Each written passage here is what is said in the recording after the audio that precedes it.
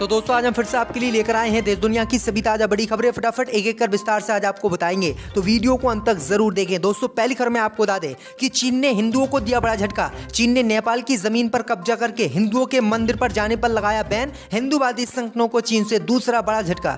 वहीं आपको बताएंगे दोस्तों की गोधरा कांड के आरोपियों की जमानत का बीजेपी सरकार ने किया विरोध। राम भक्तों को ट्रेन में जलाने का है आरोप। वहीं आपको बताएंगे दोस्तों की इंदौर के लॉ कॉलेज में हिंदू और हिंदूवादी संगठनों को बताया आतंकवादी, छिड़ा विवाद। वहीं आपको बताएंगे दोस्तों कि कर्नाटक के पूर्व जज ने किया दावा, कहा मुगल अगर अत्याचार करते तो आज भारत में नहीं होता एक भी हिंदू, मुसलमानों से ना करें देश में नफरत। वहीं आपको बताएंगे दोस्तों कि भाजपा सरकार पर स्वामी प्रसाद मौर्य ने साधा निशाना, कहा जाति के आधार पर प्रदेश में योगी चला रहे हैं बुलडोजर। वहीं आपको बताएंगे दोस्तों कि राहुल गांधी ने आरएसएस और बीजेपी के लोगों को दी सलाह, बोले भगवान राम के नारों में सीता को भी जोड़े। तो दोस्तों सभी खबरों को आपको एक एक कर बताने वाले हैं। वीडियो को लाइक कर चैनल को सब्सक्राइब कर दें और हमें कमेंट करके बताएं कि आपके जिले किस राज्य से हमारी खबरों को देख रहे हैं। इसी बीच पर तो दोस्तों अगली खबर की ओर, तो चीन ने हिंदुओं को दिया बड़ा झटका। चीन ने नेपाल की जमीन पर कब्जा करके हिंदुओं के मंदिर पर जाने पर लगाया बैन।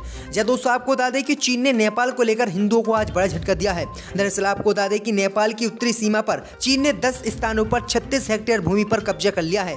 इसको चीन की सलामी सिलाई सिंह रणनीति का नतीजा बताया जा रहा है। दरअसल आपको बता दें कि जिस जमीन पर चीन ने कब्जा किया है उस जमीन पर कई हिंदुओं के मंदिर बने हुए हैं, लेकिन आपको बता दें कि चीन ने जमीन पर कब्जा करने के बाद इन मंदिरों पर जाने पर हिंदुओं के बैन लगा दिया है और कहा है कि कोई भी हिंदू इन मंदिरों में पूजा पाठ करने नहीं जाएगा। अगर कोई व्यक्ति जाता भी है तो उसे चीन की सेना गिरफ्तार कर लेती है। तो ये बड़ी अपडेट आई दोस्तों कि ये बड़ा काम चीन ने किया है हिंदुओं के खिलाफ। इसी बीच पर तो दोस्तों अगली खबर की ओर, तो गुजरात के गोधरा कांड के आरोपियों की जमानत के विरोध में उतरी बीजेपी सरकार। जय दोस्तों आपको बता दें कि गुजरात में जहां पहले चरण के मतदान में ही भाजपा को बड़ा झटका लगा, भाजपा के लिए कम वोट पहले ही चरण में पड़ा। इससे बीजेपी बुरी तरह से बौखलाई हुई है। वहीं आपको बता दें कि बीजेपी इसी बीच हिंदू मुसलमान का राग अलापने के लिए तैयार हो गई है। दरअसल आपको बता दें कि गुजरात की बीजेपी सरकार ने गुजरात 2002 में हुए गोधरा कांड के केस में नरमी बरतने पर विरोध दर्ज कराया है। सरकार ने साफ साफ शब्दों में क्लियर कर दिया है कि आरोपियों के खिलाफ कोई हमदर्दी नहीं बरती जाएगी। सरकार ने कहा है कि इस वारदात को प्लानिंग के साथ अंजाम दिया गया था।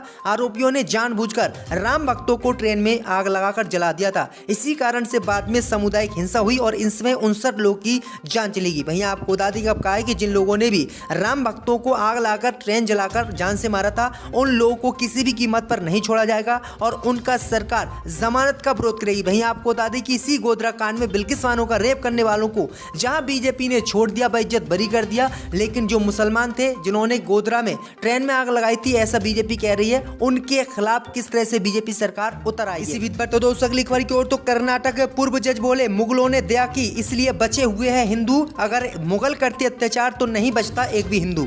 जब दोस्तों आपको बता दें कि कर्नाटक के एक पूर्व जज ने हिंदुओं को लेकर एक विवादित बयान दे दिया है। उन्होंने बयान देते हुए कहा कि अगर मुसलमान इतना ही विरोध करते तो मुगल काल में एक भी हिंदू नहीं बचता। आज जो हिंदू बचे हुए हैं वो सिर्फ मुसलमानों की वजह से बचे हुए हैं। उन्होंने कहा है कि जिस तरह से अब मुसलमानों को टारगेट किया जा रहा है, उन्हें प्रताड़ित किया जा रहा है। अगर यही काम मुगल उस समय करते, मुसलमान उस समय करते जब मुगलों का राज भारत पर था, तो एक भी हिंदू आज के समय में भारत में नहीं बचता और सभी मुसलमान होते। तो ये बड़ी अपडेट आई दोस्तों कि कर्नाटक के पूर्व जज ने यह बड़ा बयान दिया है, जिसके बाद हिंदूवादी संगठन इनके विरोध में उतर आए हैं। इसी बीच पर तो दोस्तों अगली खबर की ओर, तो इंदौर के ला स्कूल में किताब में हिंदू और हिंदूवादी संगठनों को बताया गया आतंकवादी। जब दोस्तों आपको बता दें कि कानून की क्लास में ही अगर गैर कानूनी चैप्टर पढ़ाए जाने लगे या फिर टीचर पर लव जिहाद और कट्टरता फैलाने जैसे गंभीर आरोप लगे तो फिर हंगामा बरपेगा ही। दरअसल आपको बता दें कि यही मामला मध्य प्रदेश से सामने आया है। दरअसल आपको बता दें कि मध्य प्रदेश के इंदौर में लॉ कॉलेज में एक नहीं बल्कि 6 प्रोफेसर धार्मिक उन्माद और लव जिहाद के संगीन आरोपों में घिर गए हैं। इस सनसनीखेज खुलासे से कॉलेज प्रशासन में हड़कंप मच गया है। शिक्षकों पर धार्मिक कट्टरता, लव जिहाद को बढ़ावा देने, मुस्लिम शासकों का गुणगान और सेना का अपमान करने का आरोप लगे हैं, जिसे लेकर इंदौर का शासकीय नवीन विश्वविद्यालय विवादों में घिर गया है। दरअसल आपको बता दें कि सवाल कॉलेज के टीचर्स पर है। इन पर आरोप है कि इतिहास को तोड़ मरोड़ कर इन लोगों ने पेश किया है। इन लोगों ने हिंदू और हिंदूवादी संगठनों को किताबों में आतंकवादी बताया है और कहा है कि ये हिंदूवादी संगठन पूरे देश में नफरत फैलाते हैं और ये किसी धर्म की रक्षा नहीं करते हैं ये तो सिर्फ आतंकवादी है और ये आतंकवाद का काम करते हैं और देश में आतंकवाद फैला रहे हैं। तो ये बड़ी अपडेट आ रही दोस्तों। इसी बीच बढ़ते दोस्तों अगली खबर की ओर, तो भाजपा सरकार पर स्वामी प्रसाद मौर्य ने साधा निशाना, कहा जाति आधार पर चलता है उत्तर प्रदेश में बुलडोजर। दोस्तों आपको बता दें कि मैनपुरी की करहल में पूर्व मंत्री स्वामी प्रसाद मौर्य ने बीजेपी पर निशाना साधा।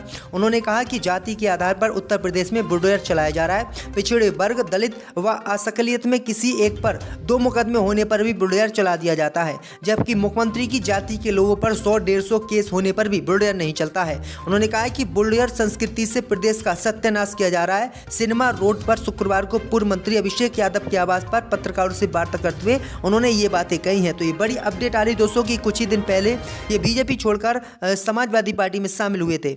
इसी बीच बढ़ते दोस्तों अगली खबर की ओर, तो राहुल ने आरएसएस बीजेपी को दी सलाह, कहा भगवान राम के नारों से सीता को भी जोड़ें।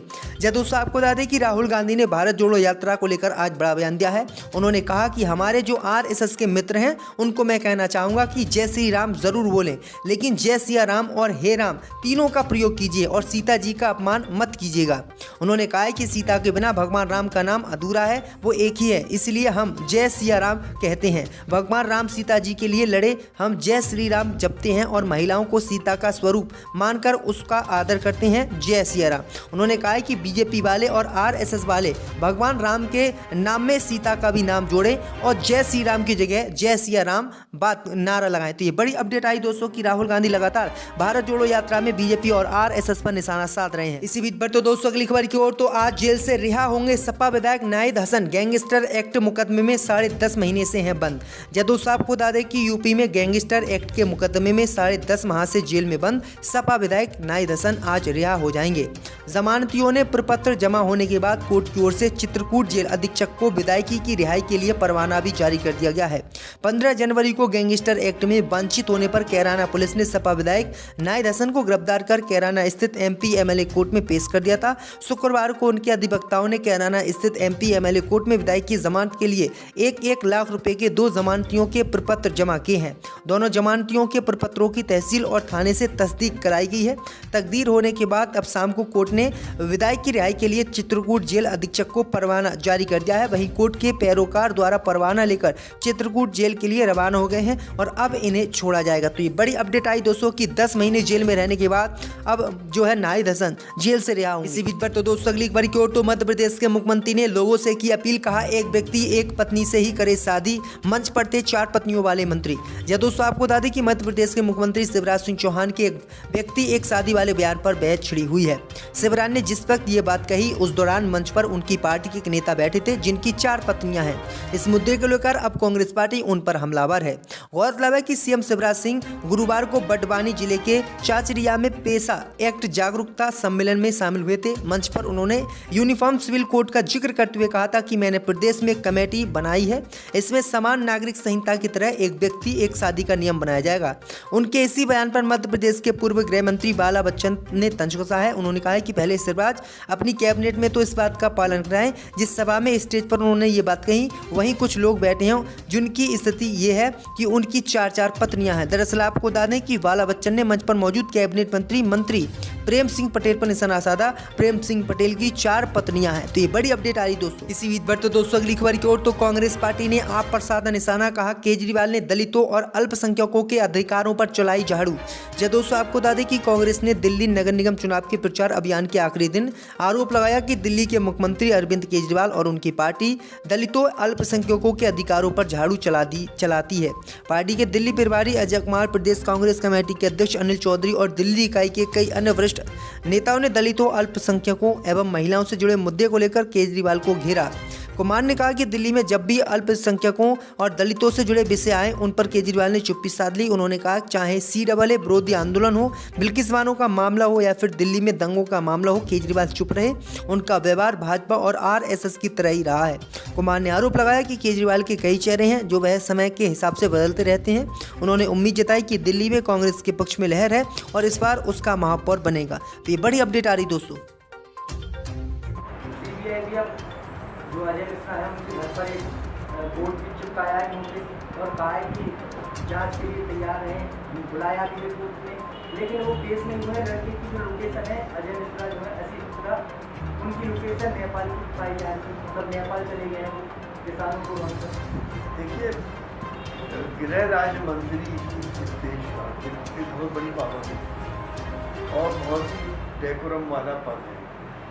उस पद की गरिमा को रखते हुए प्रधानमंत्री जी को चाहिए कि उनको बर्खास्त करें और ये नोटिस बोर्ड चिपकाना, मुफ्त में आदि करना, ये करना वो करना सब ड्रामेबाजी है। सरकार जब तक नहीं चाहेगी